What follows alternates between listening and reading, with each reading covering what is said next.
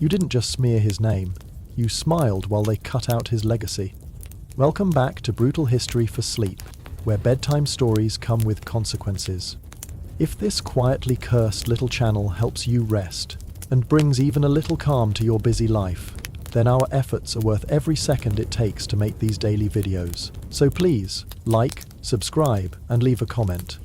Tell us where in the world you're watching from, and what time murder usually creeps in over there. You're among friends here. Tonight you silence a man with your voice alone. You twist truth into theatre, raise your hand to the cheering crowd, and make sure history forgets who he really was. Close your eyes. The room is still. The fire crackles beside your bed. My voice is the only thing that moves.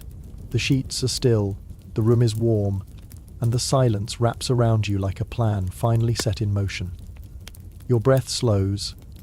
Sleep pulls at your chest.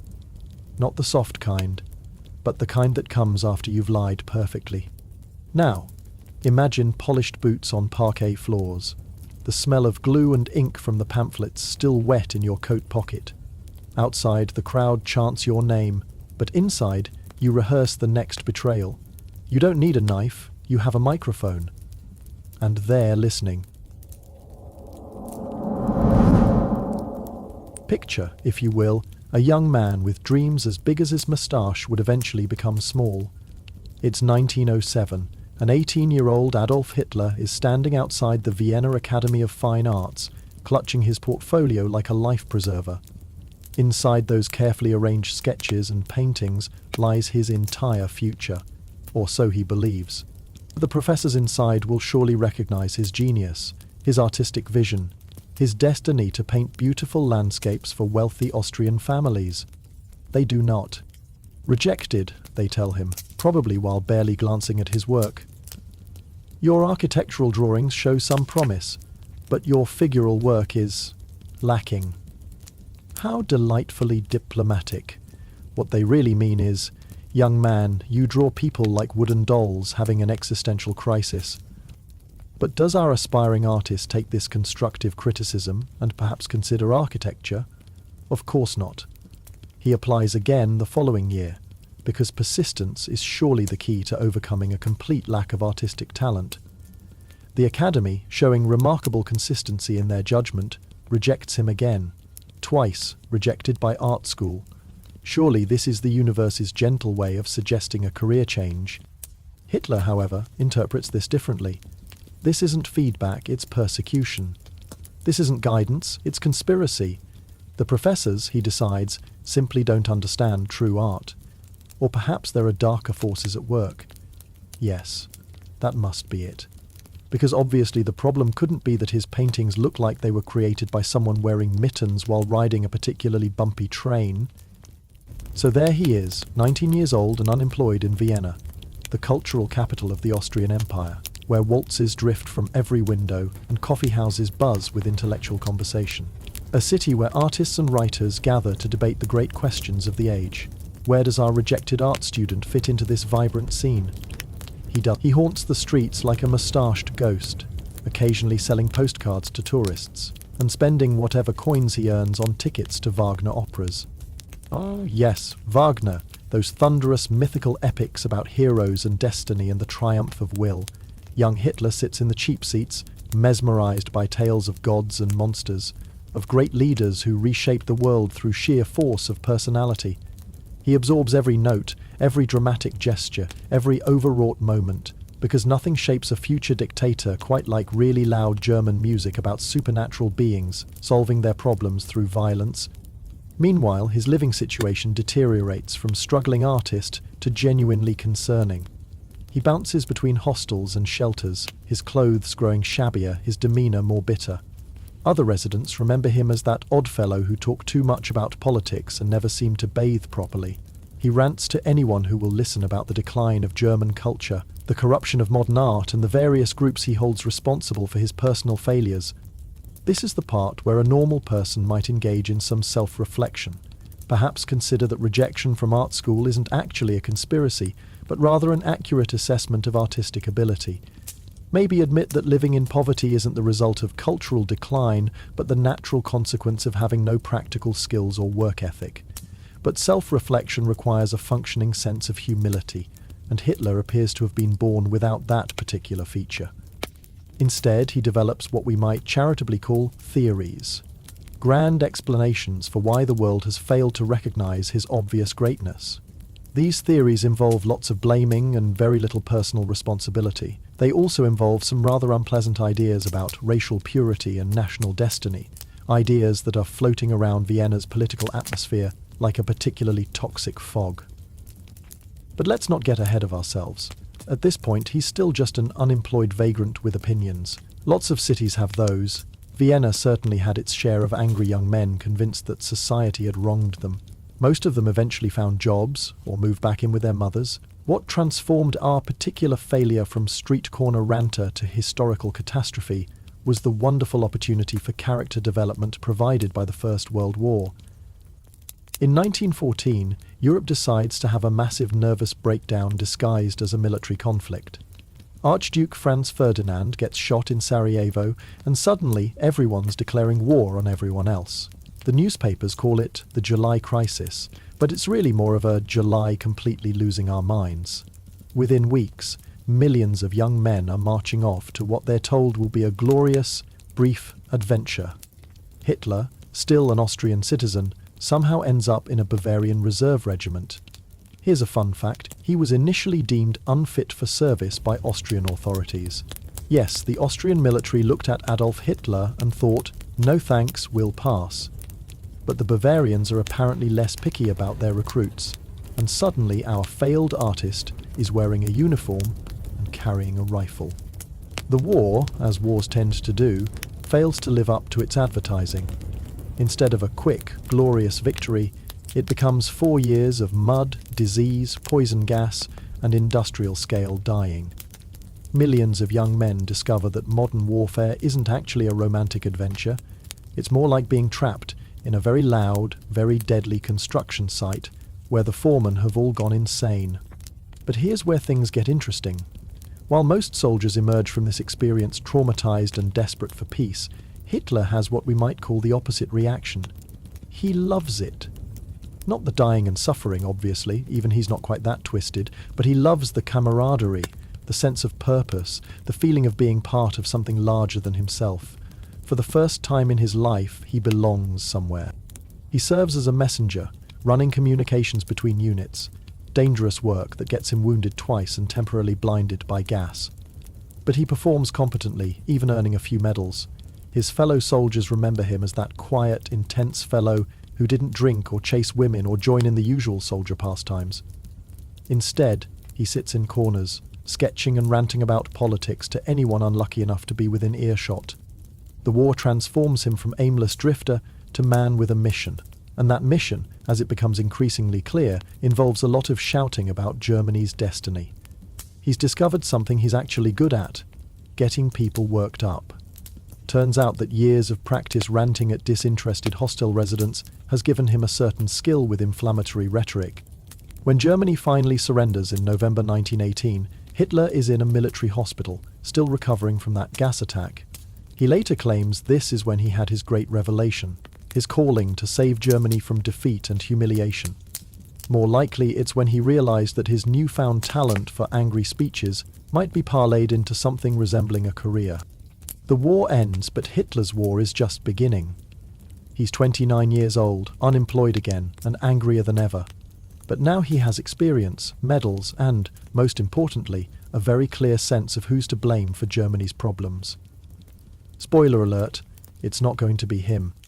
Germany itself is a mess. The Kaiser has abdicated, the government has collapsed, and various revolutionary groups are fighting in the streets. The country that started the war as a proud empire now looks like a political science experiment gone horribly wrong. Into this chaos walks our former art student, moustache freshly trimmed, ready to explain to everyone exactly what went wrong and how to fix it. He finds work with the army, investigating political groups in Munich. His job is to attend meetings and report back on potentially dangerous organizations. It's perfect preparation for what comes next, because nothing teaches you about radical politics quite like sitting through endless meetings with people who have very strong opinions about very complicated problems. In September 1919, he wanders into a meeting of something called the German Workers' Party, a tiny group of about 25 people who meet in beer halls to complain about the state of the world. Their politics are a confused mixture of nationalism, socialism, and anti-Semitism, held together mostly by shared resentment and cheap beer. Hitler listens to their discussions and realizes he's found his people. Not because he agrees with everything they say. Their thinking is far too muddled for his taste, but because he recognizes the raw material for something much bigger. These people are angry, confused, and looking for someone to tell them what to think. And Hitler, as it turns out, is very good at telling people what to think. He joins the party and quickly discovers that his skill for inflammatory rhetoric plays very well in beer halls full of frustrated veterans and unemployed workers. His speeches aren't particularly sophisticated, mostly variations on "Germany is great, our enemies are terrible," and "I know how to fix everything." But he delivers them with such passionate conviction that audiences find themselves swept along despite themselves. Within months, he's become the party's star attraction. People start showing up specifically to hear the Austrian corporal with the funny moustache explain the meaning of Germany's defeat. His audiences grow larger, his confidence grows stronger, and his moustache grows... well, it doesn't grow at all. If anything, it seems to be shrinking. By 1921, he's taken over leadership of what is now called the National Socialist German Workers' Party, the Nazis for short. It's still a small organization, maybe a few thousand members, but it's growing. And Hitler has discovered something important.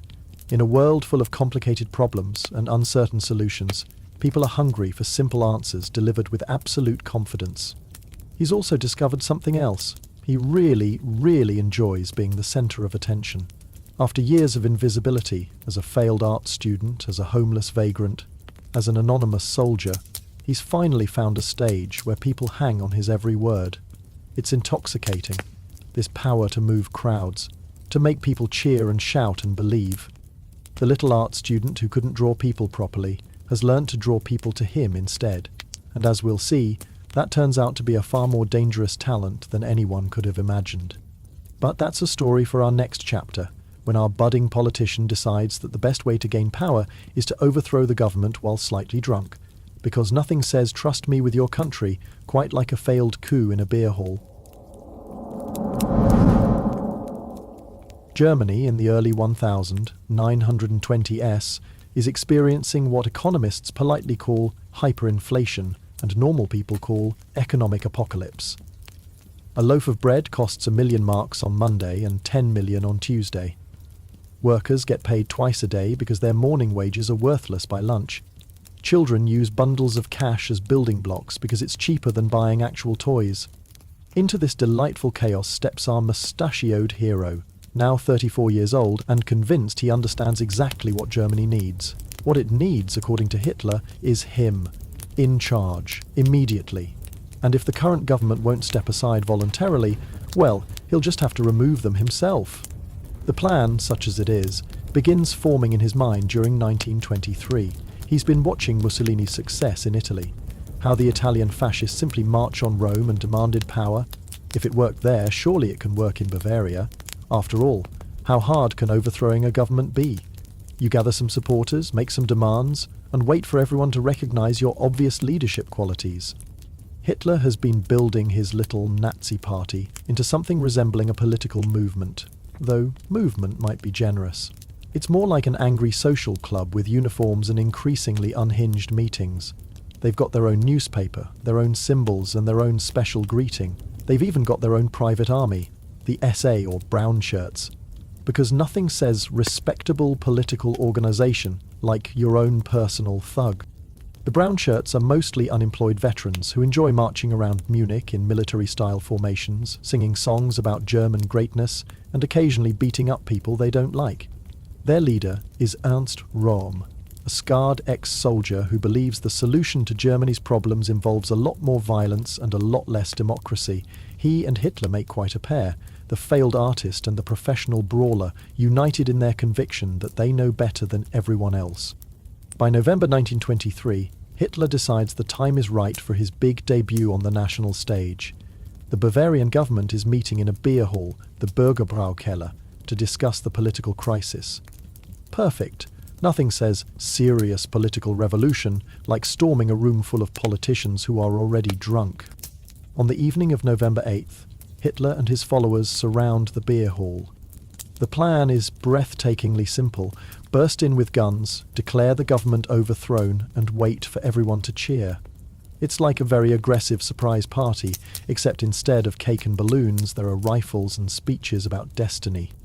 Hitler kicks in the door. Well, probably someone kicks it for him, since dramatic entrances are more effective when you're not fumbling with door handles, and fires a pistol into the ceiling.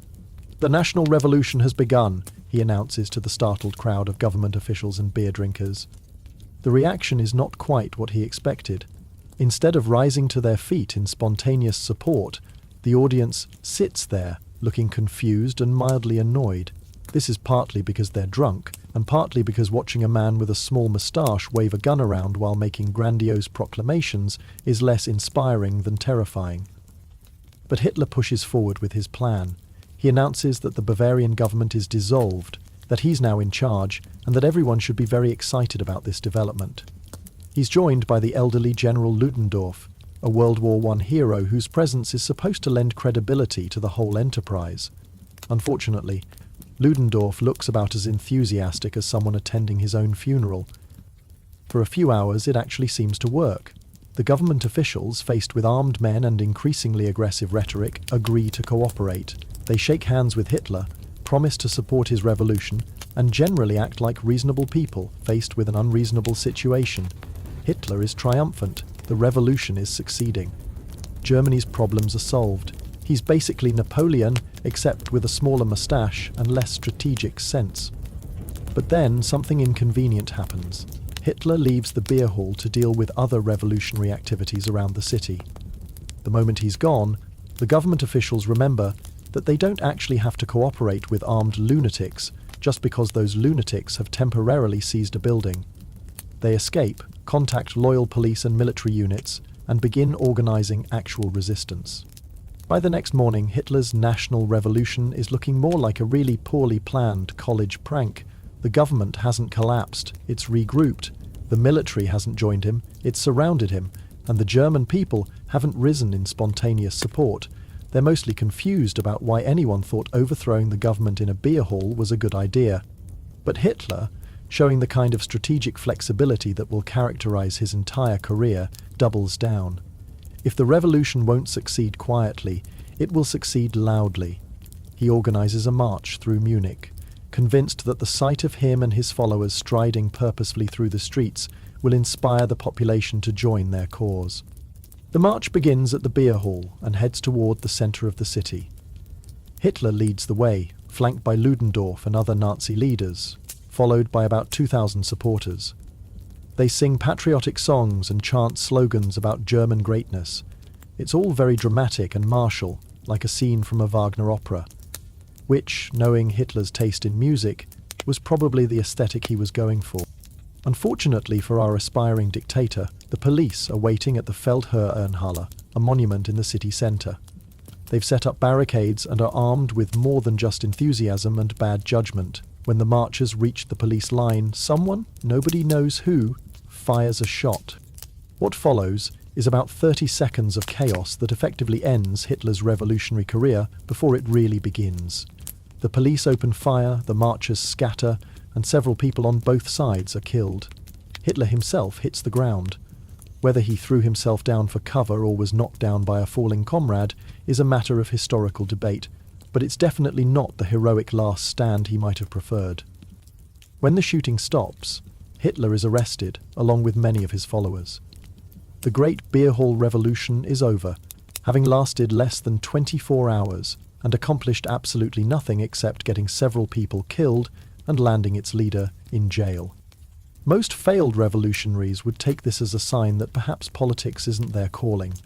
They might use the prison time for reflection, maybe reconsider their life choices, possibly take up a nice quiet hobby like stamp collecting. But Hitler isn't most people. Instead, he turns his trial into a performance. The courtroom becomes his stage, and he delivers speech after speech, explaining his actions, his motivations, and his vision for Germany's future. He doesn't deny his guilt. He celebrates it. Yes, he tried to overthrow the government. Yes, he would do it again. Yes, he believes he's destined to lead Germany to greatness. The judges, probably wondering how a simple trial has turned into a political rally, sentence him to 5 years in prison. Landsberg prison turns out to be less harsh penitentiary and more writing retreat with bars on the windows. Hitler gets his own cell, access to visitors, and plenty of time to work on his memoir.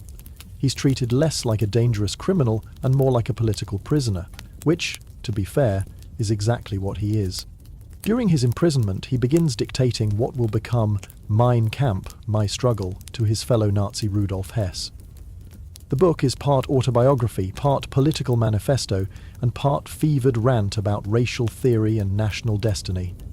It's also incredibly boring.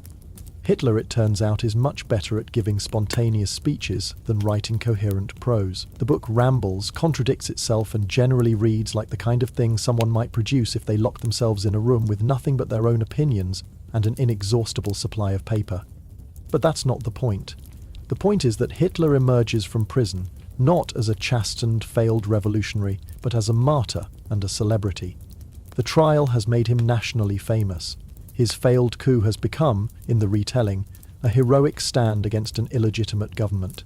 And his book, however tedious, establishes him as a serious political thinker with a comprehensive worldview. He's released after serving just 9 months of his 5-year sentence. Apparently, the authorities have decided that keeping him locked up is more trouble than it's worth. This turns out to be one of history's more significant miscalculations, roughly equivalent to releasing a particularly charismatic virus back into the general population.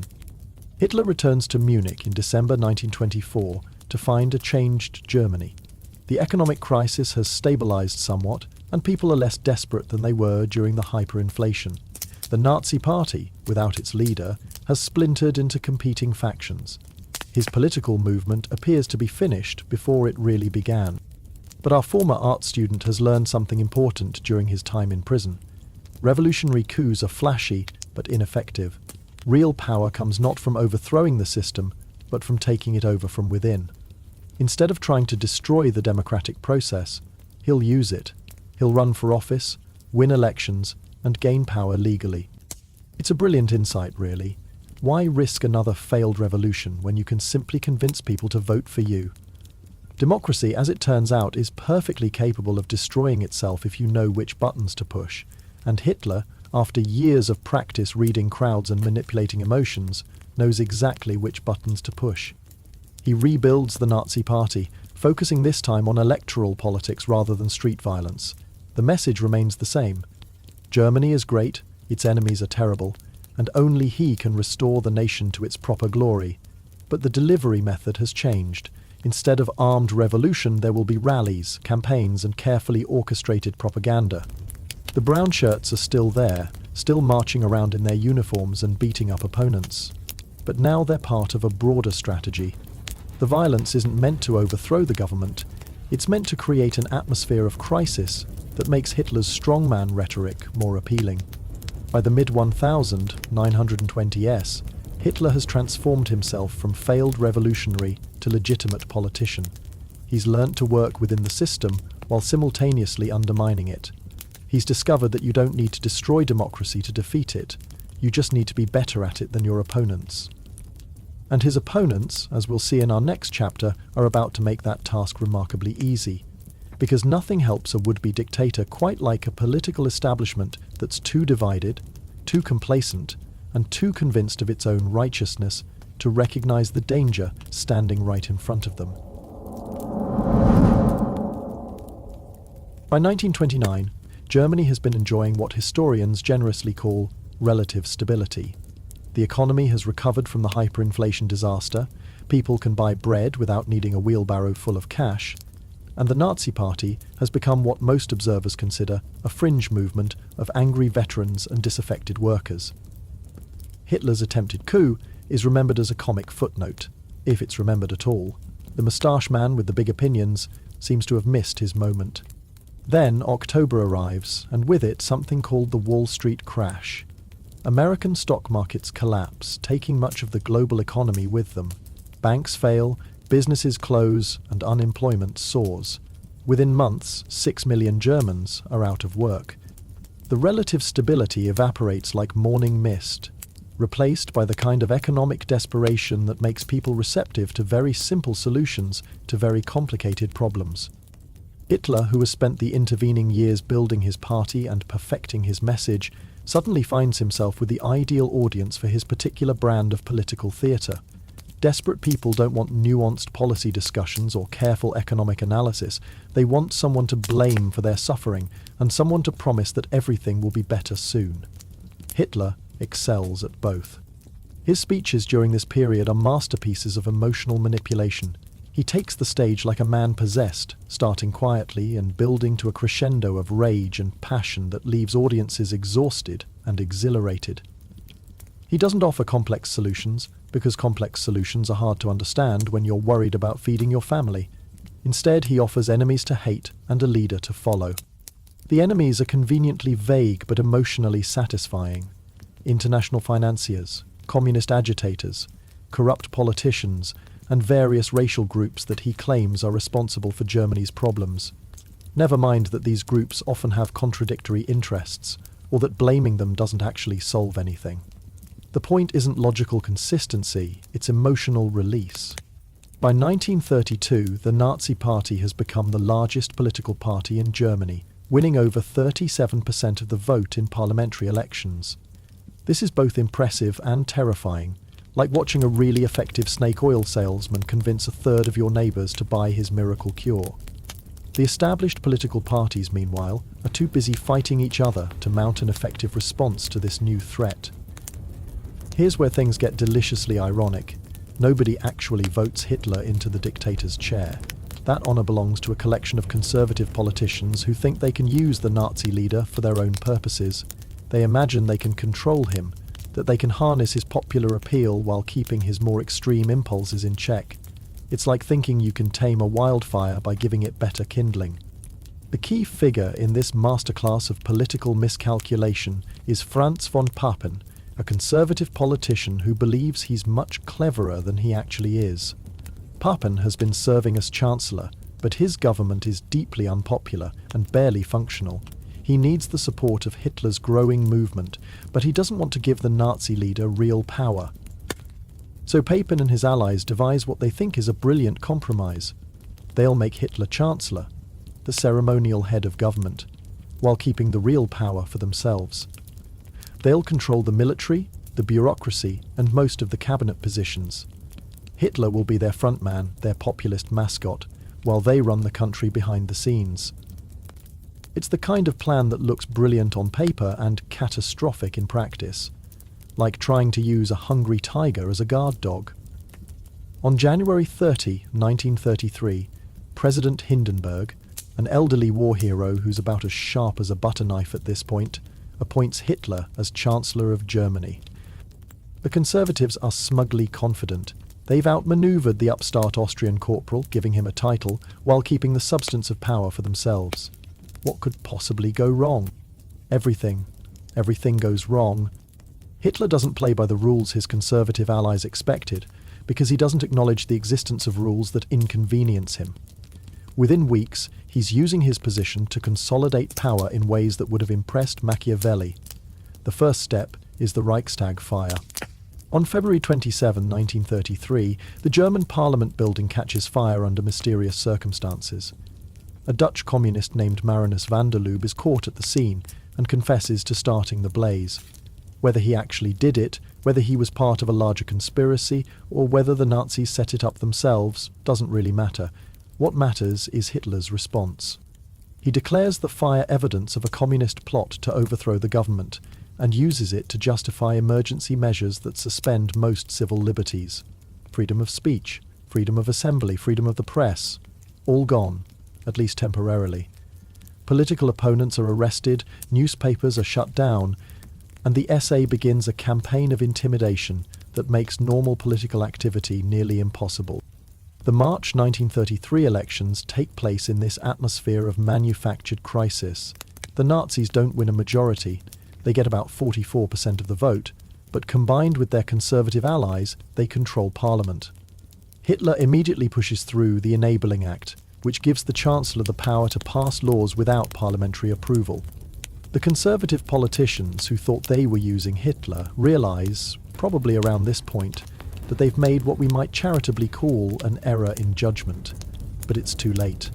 The tiger is out of the cage, and it turns out to be hungrier than anyone imagined. By the summer of 1933, all political parties except the Nazis have been banned or dissolved themselves. Trade unions are abolished, opposition leaders are in concentration camps or exile. The free press has been replaced by Nazi propaganda outlets. In less than 6 months, Hitler has transformed Germany's democratic system into a one-party dictatorship. The speed of this transformation is breathtaking, like watching a constitutional democracy dissolve in fast forward. But what's really remarkable is how bureaucratically thorough the whole process becomes. This isn't a chaotic revolution, it's an administrative takeover. The Nazis don't just seize power, they systematize it. Every aspect of German life is gradually brought under party control through a process called Gleichschaltung, coordination, or bringing into line. Professional associations, cultural organizations, sports clubs, even hiking groups are either disbanded or transformed into Nazi affiliates. The bureaucracy of oppression is genuinely impressive in its scope and attention to detail.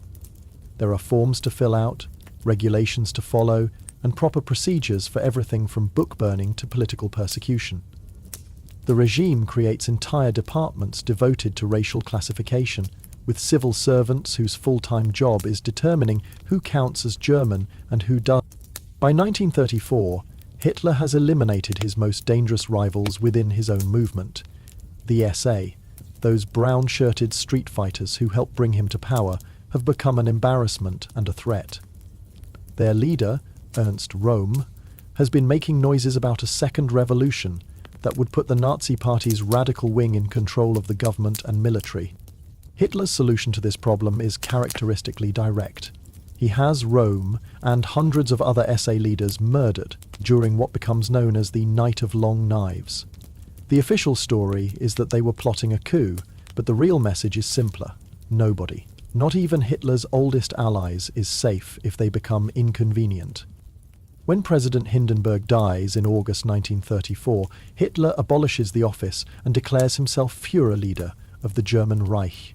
The military swears a personal oath of loyalty not to the constitution or the state, but to Hitler himself. The transformation is complete. The failed art student has become the absolute ruler of one of Europe's most powerful nations.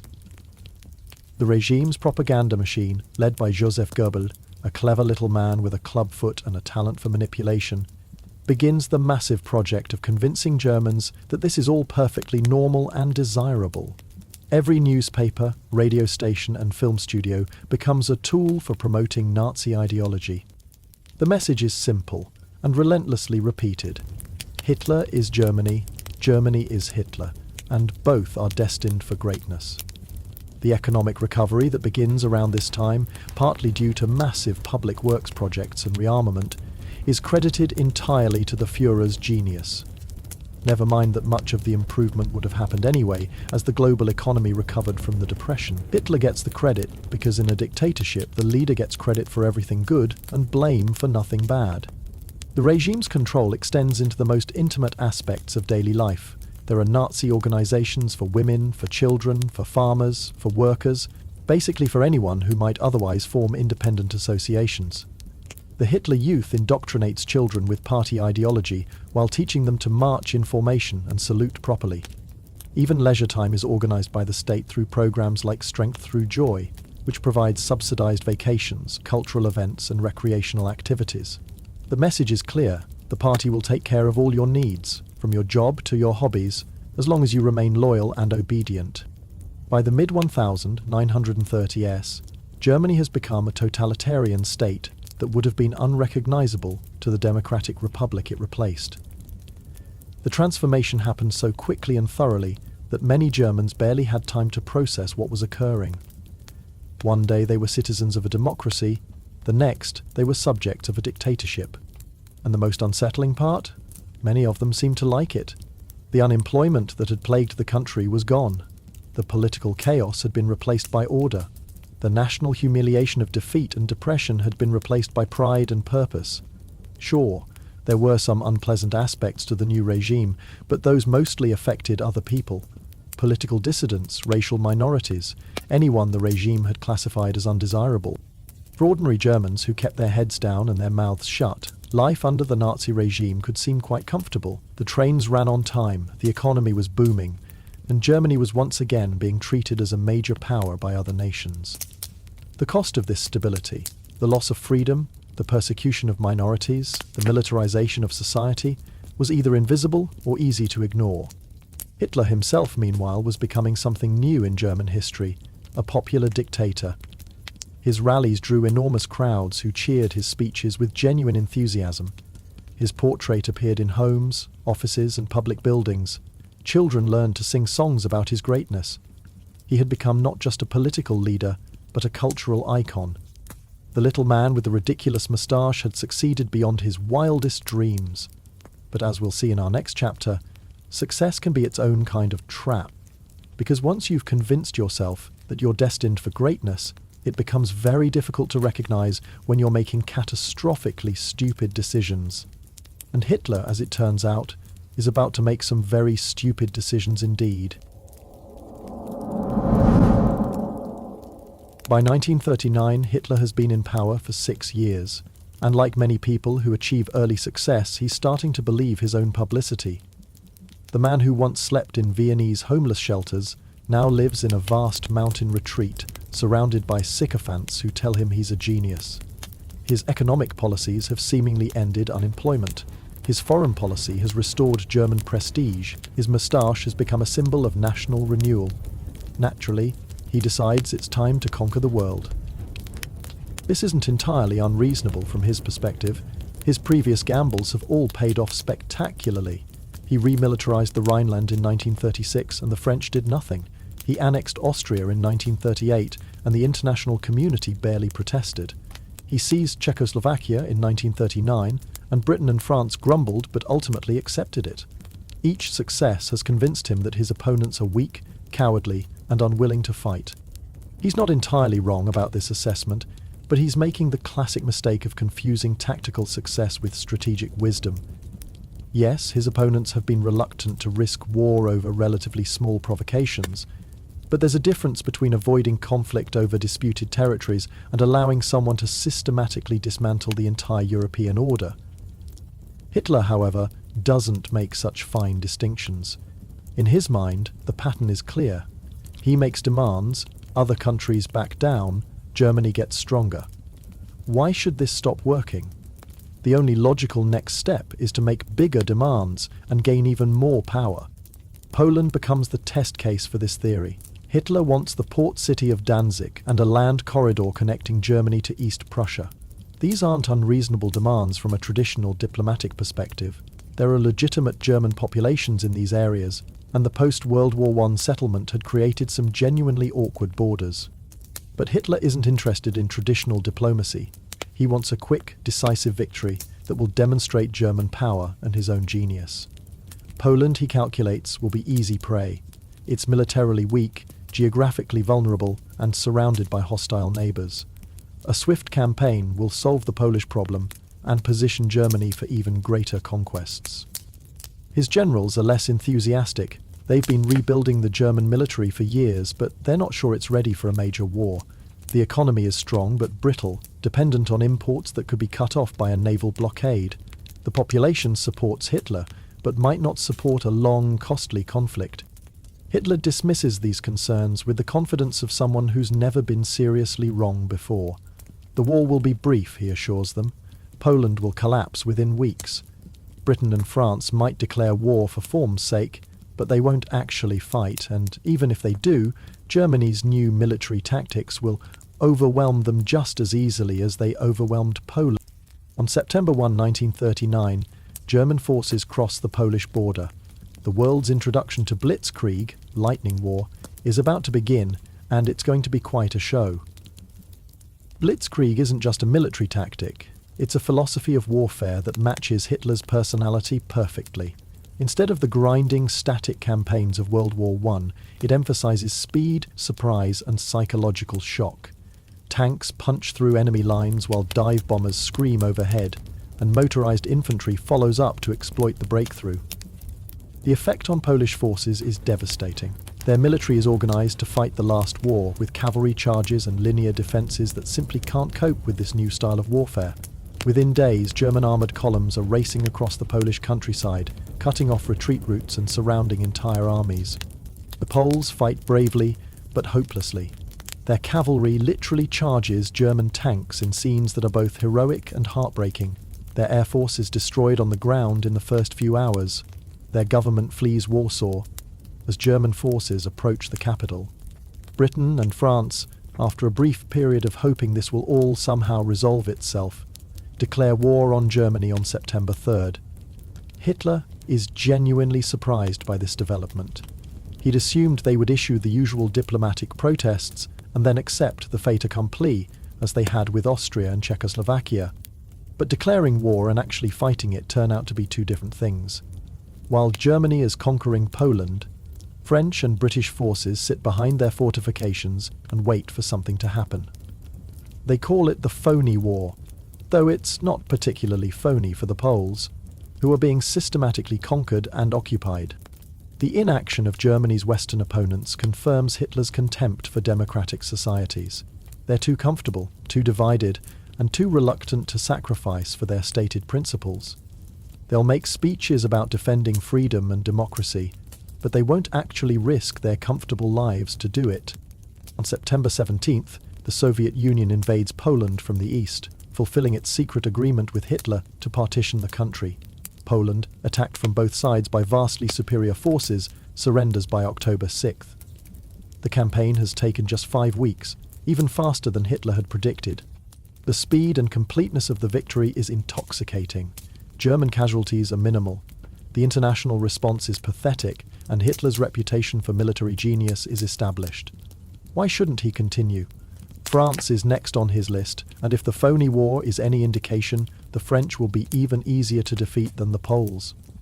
The campaign in the West begins in May 1940, after months of German preparation and Allied inaction. Hitler's generals have devised a brilliant plan that exploits the fundamental weakness of French strategy.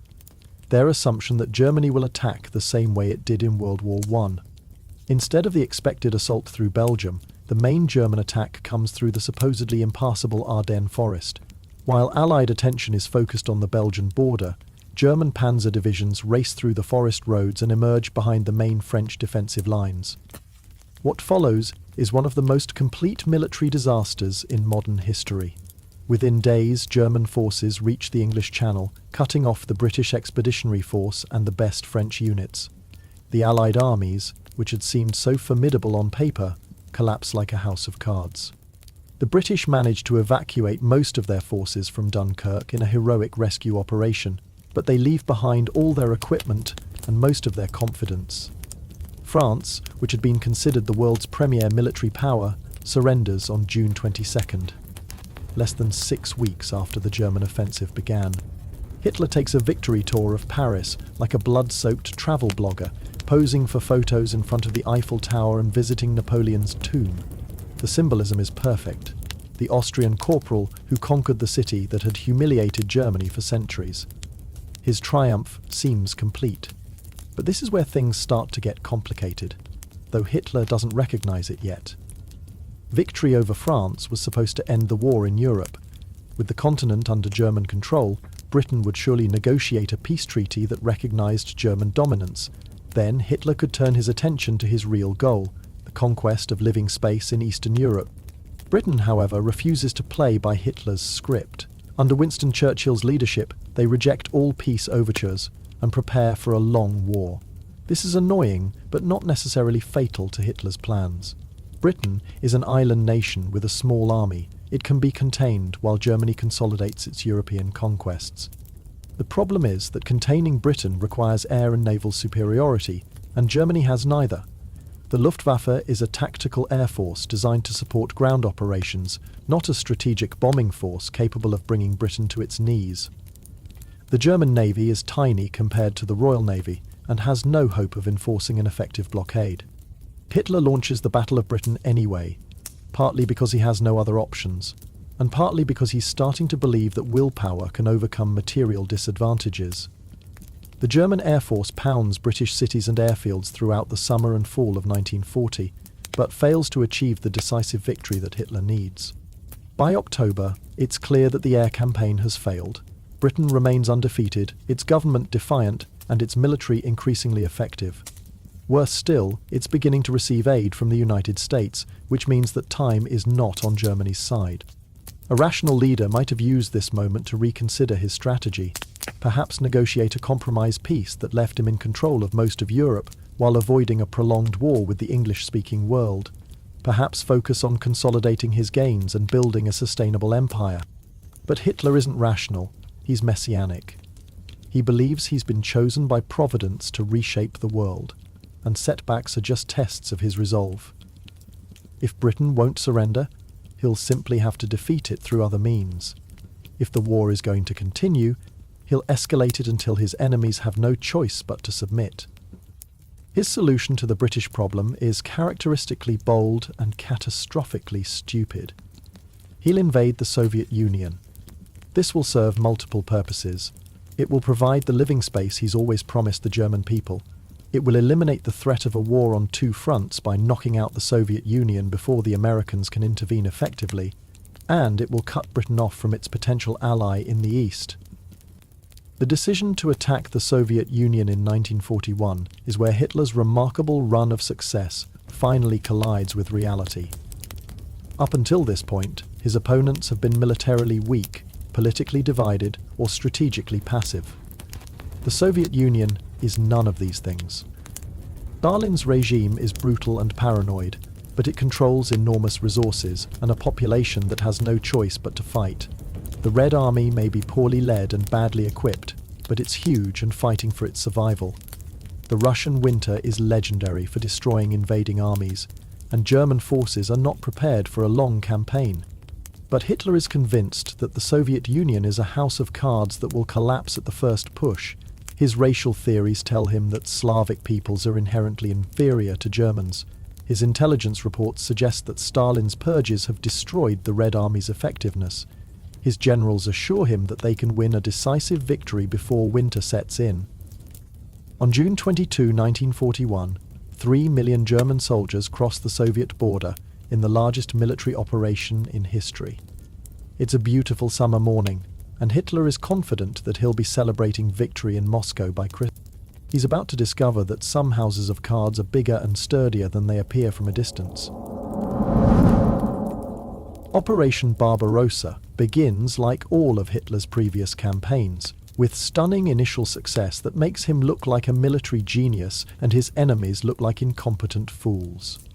In the first weeks of the invasion, German forces advance hundreds of miles into Soviet territory, destroying entire army groups and capturing hundreds of thousands of prisoners. Stalin, that paranoid Georgian bank robber turned dictator, has managed to make Hitler look trusting by comparison. His purges of the Red Army's officer corps have left the Soviet military leaderless and demoralized. His refusal to believe intelligence reports about the impending German attack has left his forces unprepared and poorly positioned. For a brief moment, it appears that Hitler's assessment of the Soviet Union as a house of cards might actually be correct. German tanks race across the Russian steppes while the Luftwaffe destroys thousands of Soviet aircraft, most of them caught on the ground. Entire cities fall within days of the invasion's start. Leningrad is besieged, Kiev is captured, and advance units can see the spires of Moscow through their binoculars. Hitler is so confident of victory that he begins planning the post-war colonization of Eastern Europe. But then October arrives, and with it the Russian mud season. The Wehrmacht's rapid advance turns into a slow slog through bottomless muck that swallows tanks and trucks alike. Supply lines that stretched over hundreds of miles become impossible to maintain. Soldiers who expected to be home by Christmas find themselves still fighting as winter approaches. And winter, when it comes, is not the mild season that German meteorologists predicted. It's a Siberian nightmare of -40 temperatures and howling blizzards that freeze rifles, disable vehicles, and kill soldiers who lack adequate winter clothing. The German army, equipped for a short summer campaign, begins to suffer catastrophic casualties from cold, disease, and exhaustion. Hitler's response to these inconvenient developments is to deny that they're happening. When his generals report that their forces are exhausted and need to retreat to defensible positions, he orders them to stand fast. When they explain that their supply lines are breaking down, he demands that they find a way to continue the advance. When they point out that Soviet resistance is actually increasing rather than decreasing, he accuses them of defeatism. This is where we begin to see the emergence of late Caporal Hitler, the paranoid, increasingly detached leader who substitutes willpower for strategy and ideology for reality. The man who once displayed genuine political cunning now makes decisions based primarily on what he wants to be true, rather than what actually is true. The December 1941 Soviet counteroffensive comes as a complete shock to the German High Command. They've been told repeatedly that the Red Army is finished, that the Soviet Union has no reserves, and that one more push will bring final victory. Instead, fresh Soviet divisions, many of them transferred from the Far East after intelligence reports suggest Japan won't attack in the East, slam into German lines with devastating effect. For the first time since the war began, German forces are in full retreat. The myth of Wehrmacht invincibility, so carefully cultivated through 2 years of rapid victories, evaporates in the Russian snow. Hitler's response is characteristically dramatic. He fires virtually the entire German High Command and assumes direct control of military operations himself. This would be problematic enough if Hitler were actually a military genius, but he's not. He's a former corporal whose understanding of strategy comes primarily from reading about Napoleon and Frederick the Great. He believes that willpower and racial superiority can overcome material disadvantages, and he makes tactical decisions based on ideological considerations rather than military logic. Meanwhile, another small problem has developed. The United States has entered the war. The Japanese attack on Pearl Harbor in December 1941 brings America into the Pacific conflict, and Hitler, in a moment of solidarity with his Asian allies, declares war on the United States as well. This turns a regional European conflict into a genuinely global war, with Germany facing the combined industrial might of Britain, the Soviet Union, and the United States. Hitler seems genuinely surprised that this turns out to be a disadvantage. In his mind, the Americans are a mongrel race corrupted by democracy and Jewish influence. Their military is led by politicians rather than soldiers, and their society is too soft and divided to sustain a long war. The Soviet Union is a communist slave state that will collapse once its leadership is eliminated. Britain is a declining imperial power living on borrowed time. He's wrong about all of these things, but by this point, being wrong about fundamental strategic questions has become something of a habit. The German war economy, despite desperate efforts at total mobilization, cannot match the combined output of its enemies. German scientists, hampered by ideological restrictions and competing bureaucracies, lag behind Allied research in crucial technologies like radar and atomic weapons. By 1943, the tide has clearly turned. The Battle of Stalingrad ends in February with the surrender of an entire German army, the first time in the war that Hitler has been forced to admit a major defeat. The Battle of Kursk in July results in another German failure and marks the end of any realistic hope of victory on the Eastern Front. In Italy, Mussolini is overthrown by his own government and arrested. German forces have to occupy the entire Italian peninsula to prevent their former ally from switching sides, further straining already overstretched resources. Allied bombing campaigns are reducing German cities to rubble and disrupting industrial production. Hitler's reaction to this cascade of disasters is to retreat further into fantasy. He spends increasing amounts of time at his various headquarters, surrounded by maps covered in coloured pins that bear less and less resemblance to actual battlefield conditions. He moves imaginary divisions around with the confidence of someone playing a particularly complex board game, seemingly unaware that these divisions exist only in his imagination. His health, never particularly robust, begins to deteriorate noticeably. His left hand develops a tremor that he tries desperately to hide. His posture becomes more stooped, his gait more shuffling. Visitors describe him as looking older than his 54 years, with a grey complexion and increasingly erratic behaviour. But it's his mental state that shows the most dramatic change. The man who once displayed considerable political skill now trusts almost nobody and suspects everyone of betrayal. He's convinced that his generals are incompetent, his allies are unreliable, and his subordinates are plotting against him. Some of this paranoia is justified. There are indeed plots against his life, but most of it reflects his growing inability to distinguish between reality and his own psychological projections. The most serious of these plots comes to a head on July 20, 1944, when a group of German officers attempts to assassinate Hitler with a bomb planted in his conference room. The blast kills several people and wounds many more, but Hitler himself escapes with minor injuries. His survival, which he attributes to divine providence, only reinforces his belief that he's destined to lead Germany to ultimate victory. His response to the assassination attempt is swift and brutal. Thousands of suspected conspirators are arrested and many are executed after show trials. The purge extends far beyond the actual plotters to include anyone who has ever expressed doubt about the war's conduct or the regime's policies. The German officer corps, already depleted by years of warfare, is further decimated by political persecution. Meanwhile, the military situation continues to deteriorate. The D-Day landings in June 1944 open the long-awaited Second Front in Western Europe. Paris is liberated in August, and Allied forces are soon crossing into German territory itself. In the east, Soviet armies have pushed German forces back into Poland and are preparing for the final assault on the Reich. Hitler's response to these developments reveals the full extent of his disconnect from reality. Instead of seeking a negotiated peace that might preserve something from the wreckage of his empire, he orders the destruction of German infrastructure to deny it to the advancing Allies. If Germany cannot win the war, he reasons, it doesn't deserve to survive. This Nero decree, named after the Roman emperor who supposedly fiddled while Rome burned, calls for the systematic destruction of bridges, roads, factories and utilities throughout German territory. It's opposed by many Nazi officials, including Albert Speer, who quietly sabotages its implementation. But it reveals the essentially nihilistic core of Hitler's worldview. If reality refuses to conform to his vision, then reality must be destroyed. By the winter of 1944-45, Hitler has become a virtual prisoner in his own bunker system, moving between underground complexes in Berlin and other locations. He rarely appears in public, and when he does, his appearance shocks even his most loyal supporters. The confident orator who once mesmerized crowds with his passionate speeches now mumbles through prepared texts, his hands shaking and his voice weak. But he still refuses to acknowledge the obvious.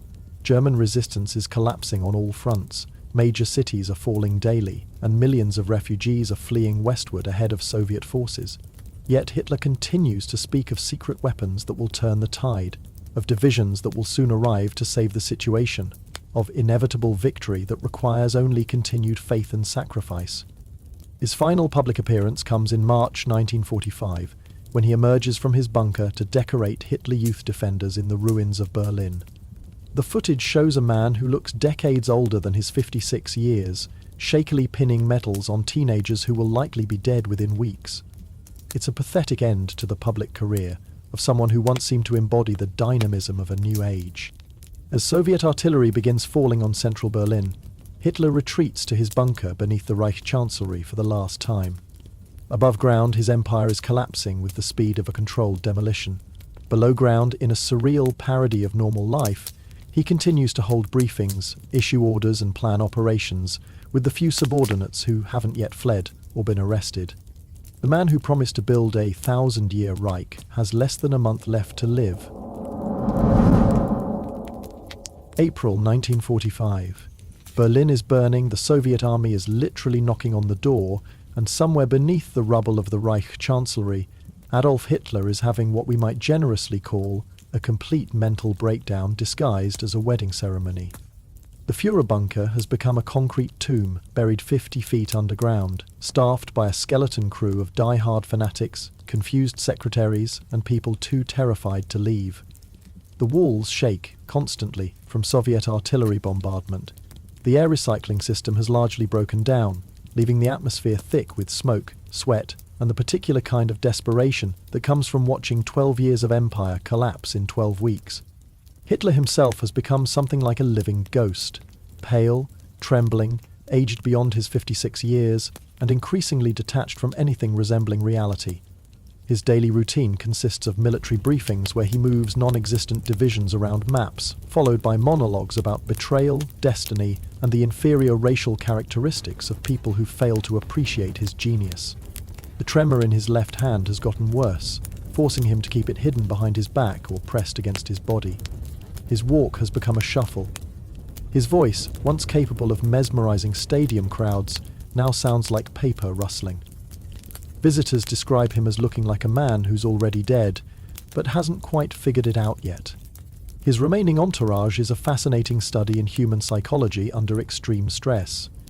There's Martin Bormann, the bureaucrat who spent years accumulating power by controlling access to Hitler, now basically running a government that controls approximately one city block. There's Joseph Goebbels, the propaganda minister, who's still spinning the collapse of civilization into a tale of heroic resistance. There's Hermann Goering, though he's fled Berlin and will soon be expelled from the party for the crime of suggesting that maybe, just maybe, it's time to consider surrender. And then there's Eva Braun, Hitler's longtime mistress, who has chosen to spend her final days in a concrete bunker, watching the man she loves descend into complete madness.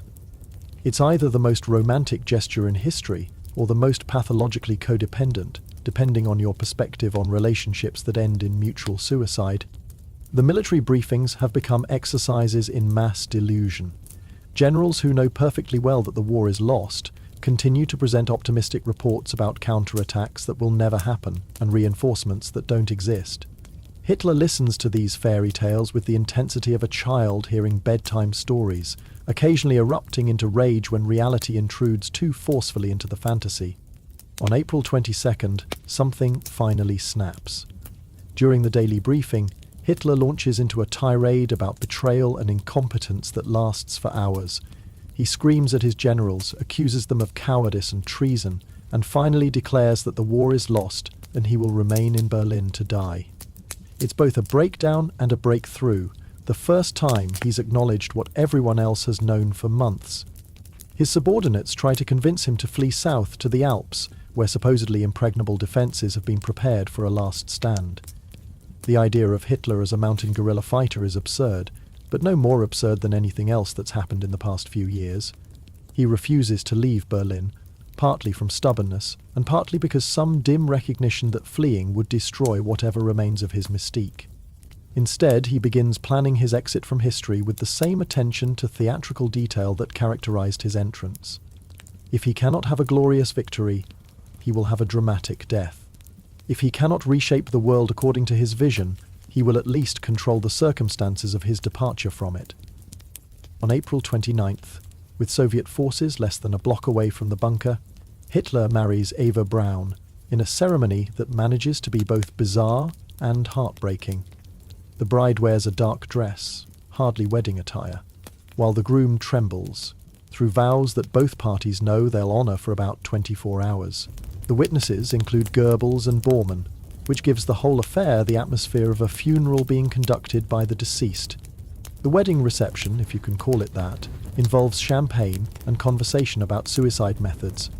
It's the kind of party that makes you grateful you weren't invited. Hitler spends his wedding night dictating his final will and testament, a document that reveals just how completely he's lost touch with reality. Instead of taking responsibility for the catastrophe he's created, he blames the war on international Jewish conspiracies.